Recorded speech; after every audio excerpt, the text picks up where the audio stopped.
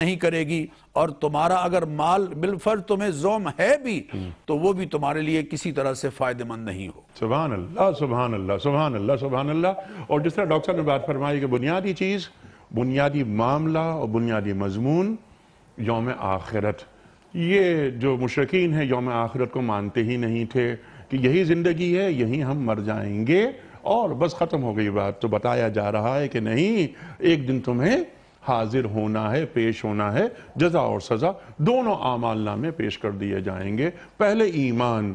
اچھا، اب یہاں پر میں نے ایک بات یہ رکھنے کی کوشش کی تھی کہ یہ مخاطبت اللہ تعالیٰ کس سے فرما رہا ہے، خواہ یہ ماضی کا صیغہ ہو یا حال کا ہو، ایک تو مخاطبت کس سے ہو رہی ہے، کیا اللہ ان سے کلام فرما رہا ہے، ان کے تعلق سے کہہ رہا ہے کہ تم اکیلے آ گئے، دیکھو دوبارہ جیسے تم دنیا میں گئے تھے، پھر اس کے جو جزیات ہیں اس کو ہم کھولیں گے۔ ارشاد۔ بسم اللہ الرحمن الرحیم، نحمدہ ونصلی علی رسولہ الکریم۔ دیکھیے ڈاکٹر صاحب نے جتنی عمدہ ماشاءاللہ تشریح میں عطا فرمائی ہے، اس کے اندر ایک دو باتیں میں اضافہ کرنا چاہوں گا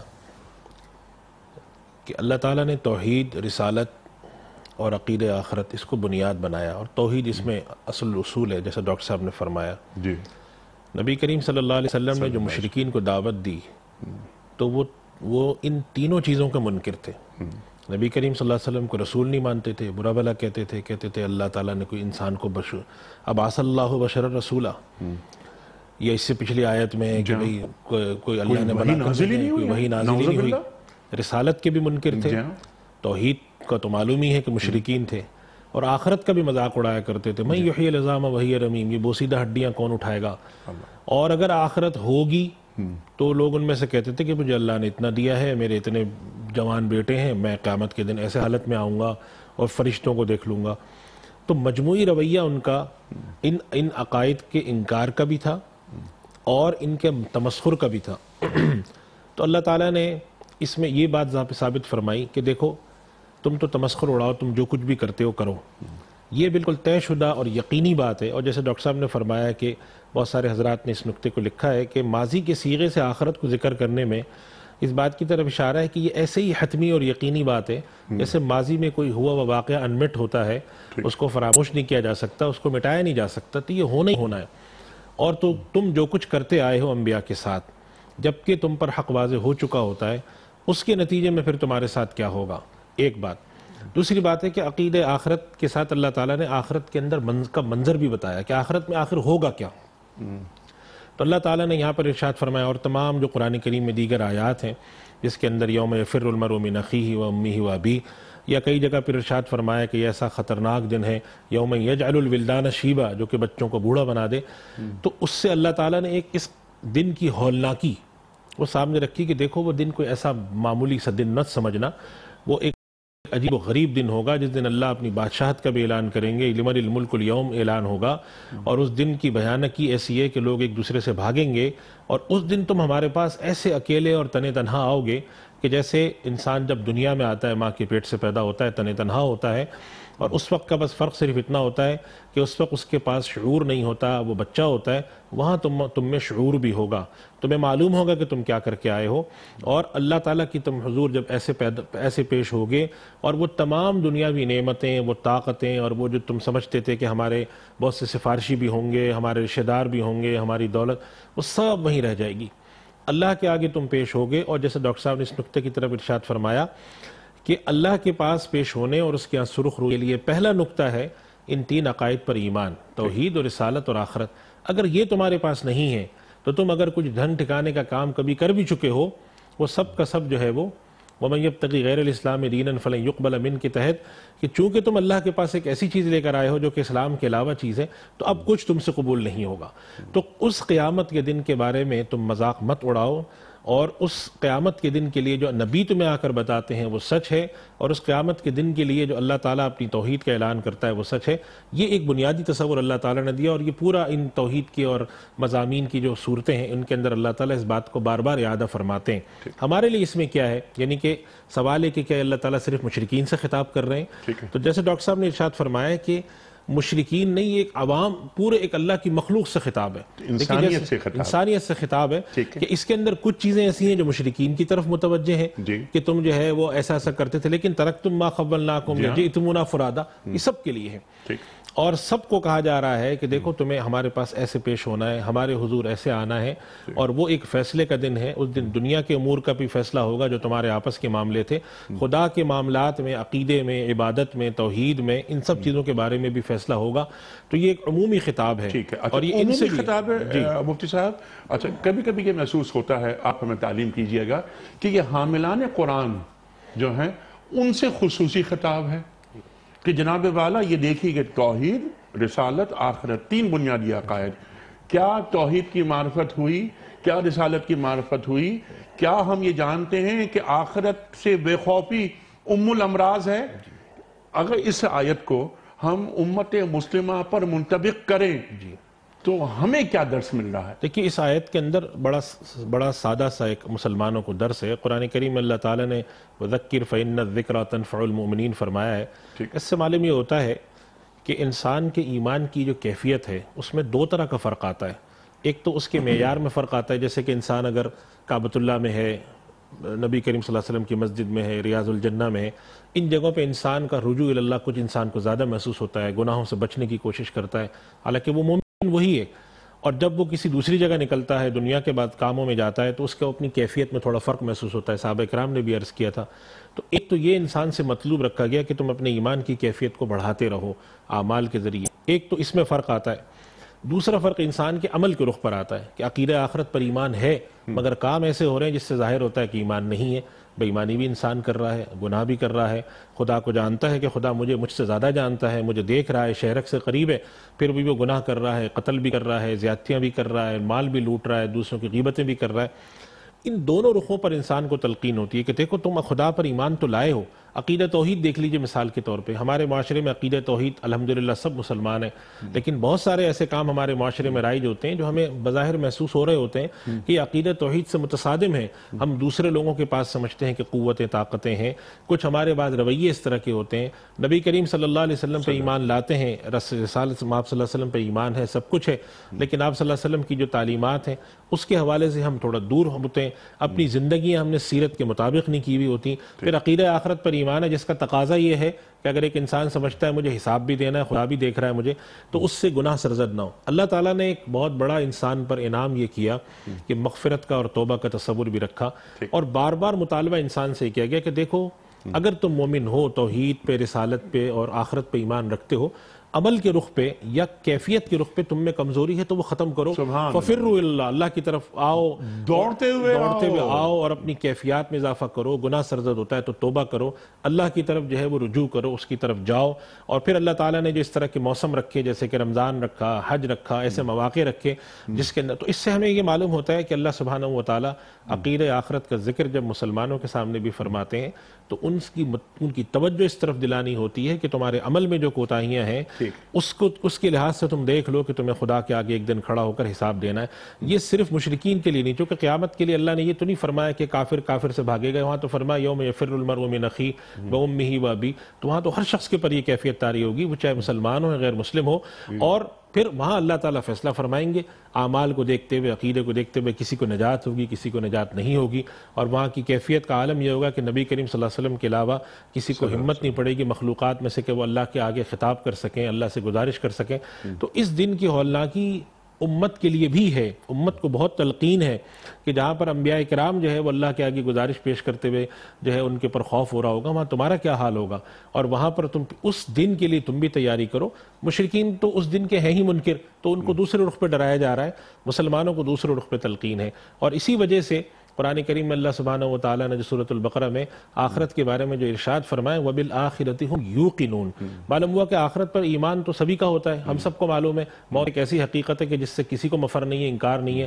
جو خدا کو نہیں مانتے کم سے کم وہ بھی موت کو مانتے ہیں، تو موت تو ایسی ایک بدیہی حقیقت ہے، لیکن موت کے بعد اٹھنا اور خدا کے آگے پیش ہونا، یہ عقیدہ بھی مسلمانوں میں پایا جاتا ہے، لیکن کیا اس کا یقین بھی ہے؟ وہ ایقان خدا کو مطلوب ہے، اور اس کے لیے بار بار جو تلقین آتی ہے، اللہ تعالیٰ کا جو خطاب ہوتا ہے وہ عموماً اس طرح کا عمومی خطاب ہوتا ہے کہ مشرکین کو بھی ہے، اور وہ لوگ جو کہ عقیدہ آخرت پر ایمان تو رکھتے ہیں، ایقان نہیں رکھتے، یا ایمان تو رکھتے ہیں اور عمل کے رخ پر کوتاہی ہے، سمجھتے نہیں ہیں، یا سب سے بڑی بات جو بھیانک بات ہے کہ خدا تعالیٰ کی دی ہوئی ڈھیل کو سمجھتے ہیں کہ ہمیں کوئی پکڑ نہیں رہا، تو یہ تو خدا تعالیٰ کا نظام ہے۔ تو اللہ تعالیٰ اس تلقین کو فرما کے امت کو بھی اس طرح متوجہ کرتا ہے، تو مجموعی خطاب ہوتا ہے یہ، اور حاملین قرآن کے جو مخاطبین ہیں ان کو تمام ان چیزوں کا بھی خطاب ہے، جو کہ امت دعوت اور امت اجابت دونوں کا جو علماء نے لکھا ہے کہ جو چیز امت دعوت کے لیے ہے اور امت اجابت میں دونوں کے لیے ہے تو دونوں کو تلقین ہوتی ہے۔ سبحان اللہ، سبحان اللہ۔ امت دعوت اور امت اجابت، امت دعوت جنہوں نے اب تک قرآن کریم کو قبول نہیں کیا، ایمان نہیں لایا، اور امت اجابت ہم خوش نصیب ہیں کہ ہم نے اس دین کو قبول کر لیا اور ہم حاملین قرآن ہیں۔ مفتی صاحب نے بڑی اہم گفتگو ارشاد فرمائی، بہت سارے نکات ان کی گفتگو سے میں لے رہا تھا۔ ایک نکتہ مفتی صاحب نے ڈاکٹر صاحب یہ بھی فرمایا کہ اللہ تعالیٰ ڈھیل دیتا ہے بعض اوقات، وہ ڈھیل کو اگر ہم مہلت کہیں، ڈاکٹر صاحب ایک بات تو یہ میں رکھوں گا آپ کی خدمت میں، پھر یہاں پر بہت سے اٹھتے ہیں سوالات۔ یہ تمام جو گفتگو ہو رہی ہے مشرکین کے تعلق سے، اس میں مشرکین کو ہٹا دیتے ہیں اب ہم لگا دیتے ہیں کہ ہم امتی سرکار دو عالم صلی اللہ علیہ وآلہ وسلم کے، تم ویسے آ گئے ہمارے پاس جیسے تم کو پہلی بار پیدا کیا تھا۔ نمبر 2، تمہیں دنیا میں بہت کچھ دیا، ہم سے مخاطبت ہو رہی، تمہیں بہت کچھ دیا، ہم نے بہت کھایا کمایا، اس کے بعد ہم چلے گئے۔ تیسری بات یہ کہ اب ہمارے ساتھ وہ سفارشی نہیں، ہم یہ دنیا میں دیکھتے ہیں کہ بڑی سفارشیں ہیں ہمارے ساتھ، ہماری بڑی بیکنگ ہے، ہم یہ دیکھتے ہیں کہ اگر میرے اچھے کنیکشنز ہیں تو میں بڑا کامیاب آدمی ہوں اس معاشرے کا، میرے چند سینیٹرز سے، چند ایم این ایز سے، بیوروکریسی میں اچھے لوگوں سے، جی ایس کیو میں تعلقات ہو جائیں تو سبحان اللہ کہ پھر تو پورا پاکستان میرا ہے۔ ڈاکٹر صاحب یہ ارشاد فرمائیے کہ یہ جو آیت ہے، پھر بہت ساری باتیں آتے ہیں کہ کہاں گئے وہ لوگ جو تمہارا کام بناتے تھے، یہ ہم سے کہا جا رہا ہے، اللہ ہم سے پوچھ رہا ہے، جیسے مفتی صاحب نے فرمایا کہ یہ سب کے لیے ہے یہ آیت، ہم سے اللہ پوچھ رہا ہے کہاں گئے وہ جن پر تمہیں بہت زام ہوتا تھا۔ آپ کی خدمت میں آخری جملہ میرا یہ ہے کہ کیا ہم خواب غفلت میں پڑے رہتے ہیں اس وقت تک جب تک کہ موت نہ آ جائے، اور موت آنے کے بعد ہم بیدار ہو جاتے ہیں؟ ارشاد۔ یہ کیسی بیداری ہے کہ جس کا یقینی طور پر کوئی فائدہ نہیں۔ جی میں مفتی صاحب کی بات کو آگے بڑھاؤں گا۔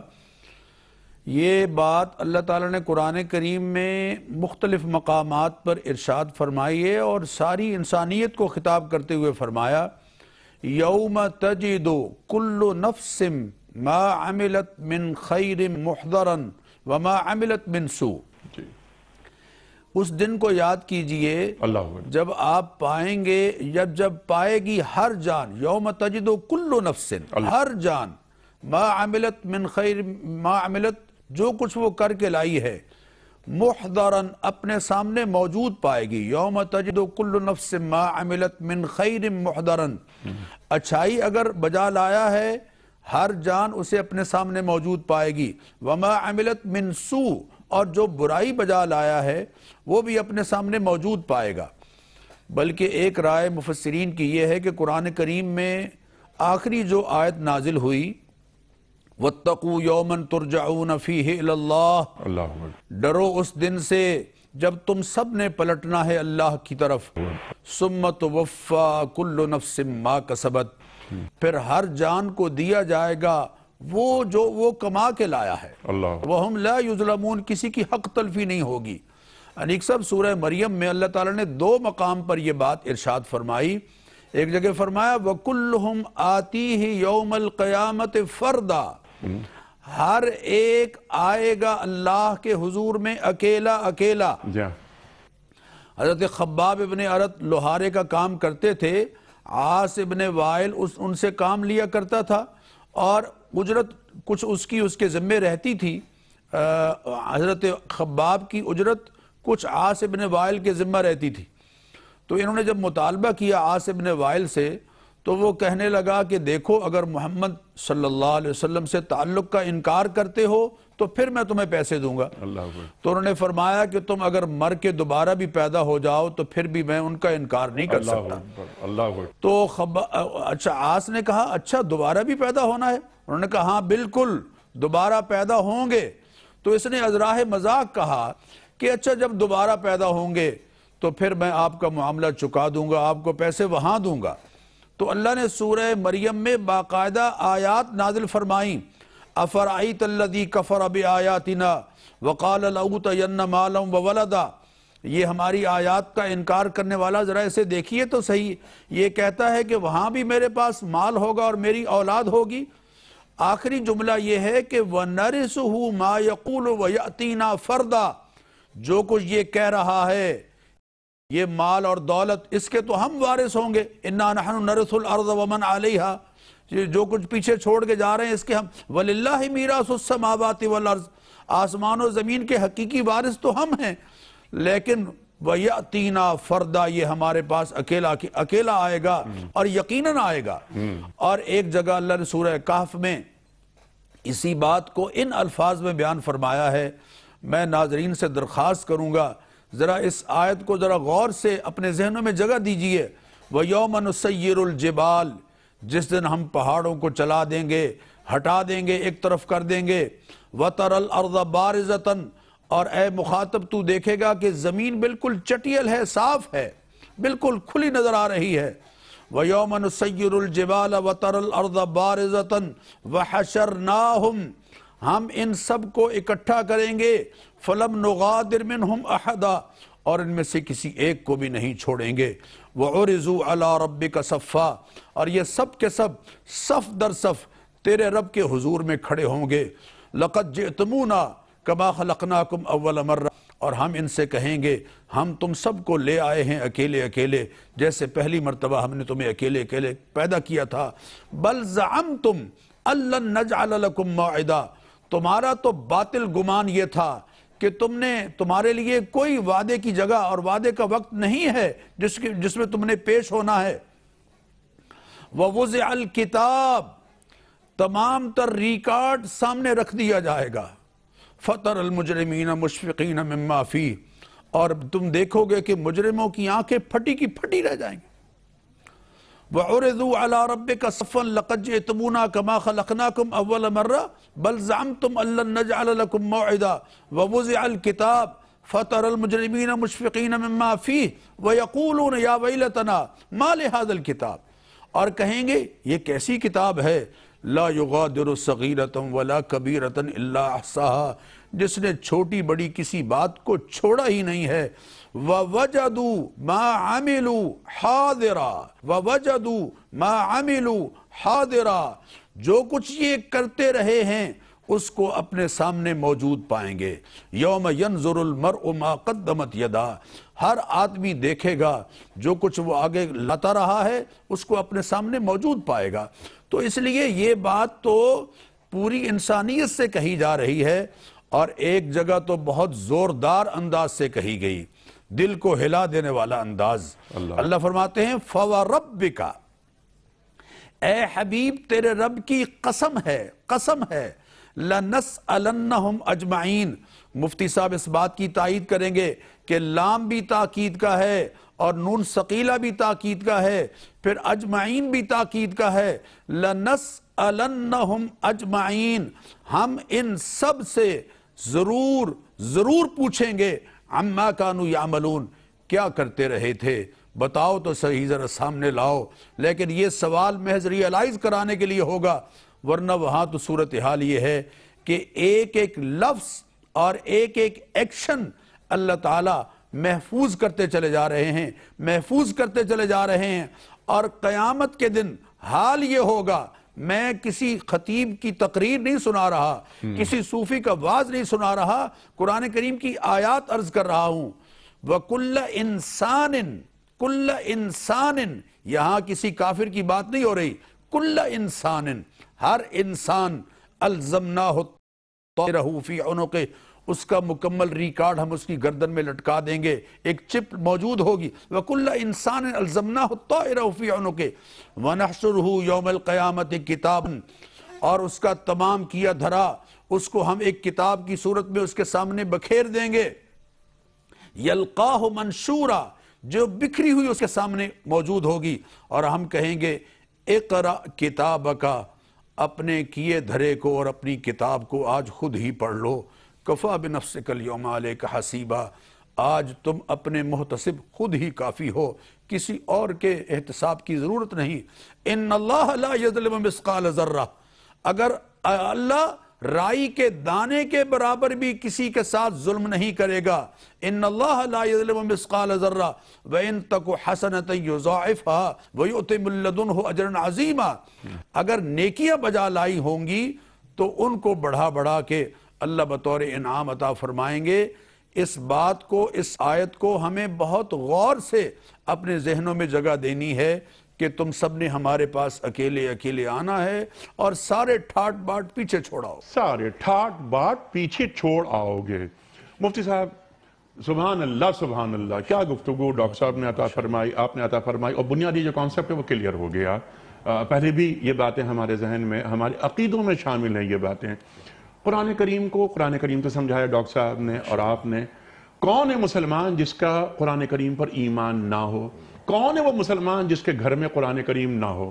اب میرا سوال ذرا کچھ پریکٹیکل سوال، میں چاہتا ہوں کہ ذرا عملی طور پہ کچھ باتیں ہوں. یہ تمام عقائد ہم جانتے ہیں، ہم مسلمان کی حیثیت سے، کلمہ گو کی حیثیت سے، توحید، رسالت، قیامت. میں یہ سوچ رہا تھا اس گفتگو کے نتیجے میں، اس ذیل میں، کہ ہم جاتے ہیں، کسی عزیز کا، کسی دوست کا، کسی بزرگ کا انتقال ہوتا ہے، یہ سب چیزیں سمجھنے کے باوجود ہم اسے کندھا دیتے ہیں، مٹی دیتے ہیں.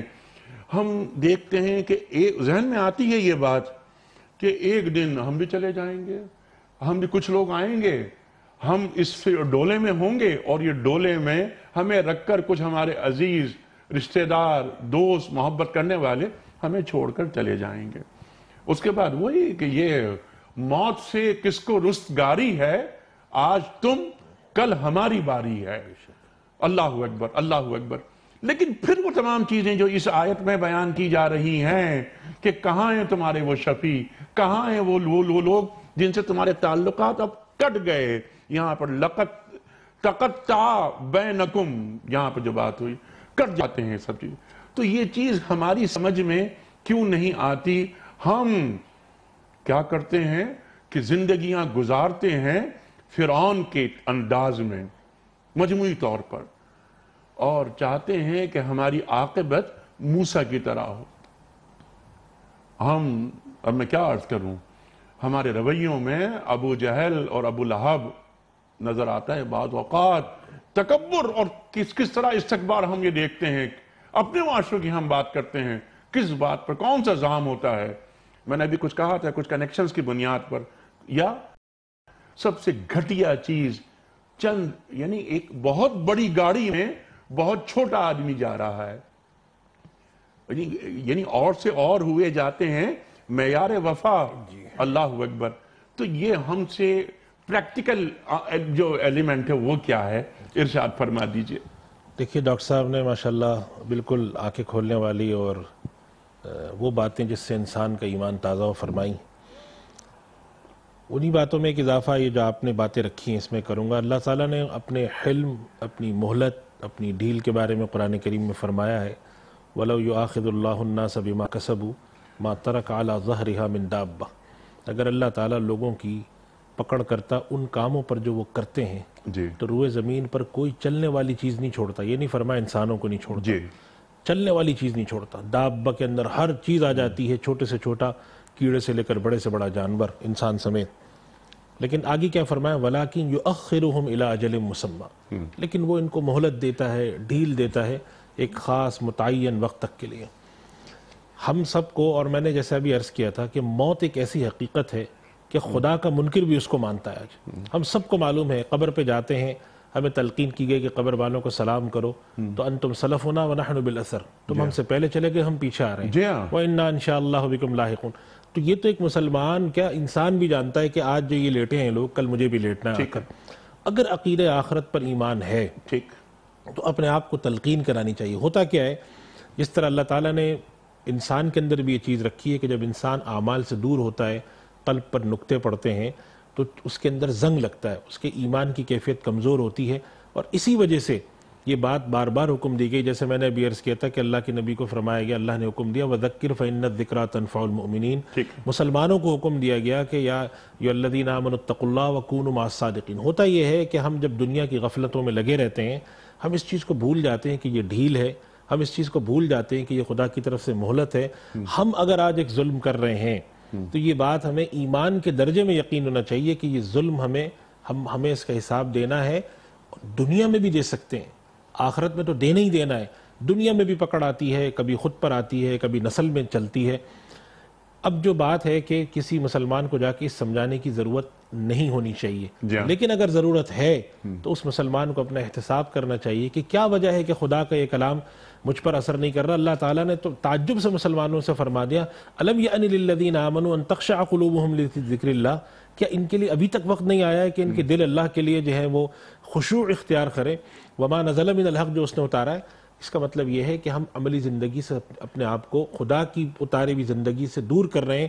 نبی کریم صلی اللہ علیہ وسلم کی زندگی سے جب دور کرتے جاتے ہیں تو پھر ہمارے جو ہے نا ثم قست قلوبہم من بعد ذالک کی کیفیت پیدا ہوتی, دل سخت ہونے لگتے ہیں. خدا کا کلام اثر نہیں کرتا, خدا کی بات اثر نہیں کرتی. جان بوجھ کے ہم ظلم کرتے ہیں, ہم جانتے ہیں کہ یہ سامنے والا ہمارے ظلم پر جو بد دعا دے رہا ہے اس کی آہ عرش تک جا رہی ہے, پھر بھی کر رہے ہوتے ہیں. اور یہاں تک کہ موت کا وقت پہنچتا ہے, پھر ہم کو یہ فکر پیدا ہوتی ہے کہ بھئی ہمارے ساتھ یہ کیا ہو رہا ہے, یہ کیا ہو رہا ہے. اور مفتی صاحب لاسٹ منٹ ہے, میں چاہ رہا ہوں کہ یہ بھی میں سوال آپ کی خدمت پہ رکھوں. آپ نے جو بات فرمائی بہت اہم گفتگو فرمائی. میرا ایک سوال چھوٹا سا یہ ہے کہ جو سمجھ میں کچھ بات آتی ہے وہ یہ کہ شاید اس کی وجہ یہ ہے کہ معرفت خداوندی نہیں ہوئی. تو کیا پہلے اب اللہ ڈھیل دے رہا ہے نا, آپ نے فرمایا, اور یہ ڈھیل کا مطلب جیسے میں نے عرض کیا تھا کہ مہلت دے رہا ہے اللہ تعالیٰ کہ اب بھی آ جاؤ راہ راست پر, توبہ کرو, شامل ہو جاؤ, مجھے معاف کرنا بہت پسند ہے. کون ڈھیل دے رہا ہے؟ اللہ دے رہا ہے. کون اللہ؟ کیا میں واقف ہوں اللہ سے؟ تو آپ اچھا پہلے آپ میری بات سے اتفاق کرتے ہیں؟ جی بالکل. قرآن کریم اللہ تعالیٰ نے مشرکین کے بارے میں یہ بات فرمائی ہے وَمَا قَدَرُ اللَّهَ حَقَّ قَدْرِهِ. جی لیکن یہ بات کسی حد تک ان لوگوں پر بھی فٹ ہوتی ہے جو لوگ ایمان تو لاتے ہیں, زبان سے تو کہتے ہیں, لیکن عملی زندگی میں ایمان بالکل چھوڑ رکھا ہے. خدا کی معرفت, خدا تعالیٰ کی قدرت, اس کی عظمت اور اس کی جو وہ تمام صفات ہیں, ہم تو بچپن سے سیکھتے آمنت باللہ کما ہوا باسمائہ و صفاتی. صفات پر یقین بھی ہونا چاہیے کہ وہ کتنی بڑی ذات پکڑ سکتی ہے. اور تلقین کا ماحول اپنے یہاں سے ختم کر دیا. دیکھیں ہمارے یہاں تلقین کا ماحول ختم ہو گیا, دین سے دوری پیدا ہو گئی. یہ جو ہم تعلیم اور تربیت کرا کرتے تھے, بڑے ہمیں سکھاتے تھے یہ نہ کرو, یہ نہ کرو, ایک دن خدا کے آگے جانا ہے, حساب دینا ہے, وہ ہماری جو سرشت کے اندر چیز داخل ہوتی تھی وہ دور کی جا رہی ہے. اور پھر جب ایک انسان کو دور کی جاتی ہے, ڈھیل ملتی رہتی ہے تو شیطان کو اور کا چاہیے, اس کے کان میں پھونکتا رہتا ہے کرتے رہو. وہ خدا بڑا مہربان ہے, بالکل بڑا مہربان ہے. آسمان و زمین اس کی رحمت سے بھرے ہوئے ہیں, اس کے نبی جو ہے وہ کائنات کے لیے رحمت کا سبب ہے. لیکن وہی خدا یہ کہہ رہا ہے, اپنے نبی کو حکم دے رہا ہے نبئ عبادی انی انا الغفور الرحیم. آپ بتا دیجئے کہ میں خوب بخشنے والا مہربان ہوں. وَأَنَّ عَذَابِي هُوَ الْعَذَابُ الْأَلِيمُ, میرا عذاب ہی سب سے دردناک. تو خدا اتقا کرنا. بڑے بڑے صحابہ اکرام جن کی بشارت تھی جنت کے لیے, عشرہ مبشرہ ہیں جن کے لیے نبی کریم صلی اللہ علیہ وسلم نے لوگ فرمایا کرتے تھے کہ کاش ہم چڑیا ہوتے, کاش ہم یہ ہوتے, کاش ہم وہ ہوتے. جب ان کا یہ عالم تھا, اس کا مطلب ہے کہ ہمارے نظام میں, تربیت میں اور تعلیم میں کوئی کمی ہے.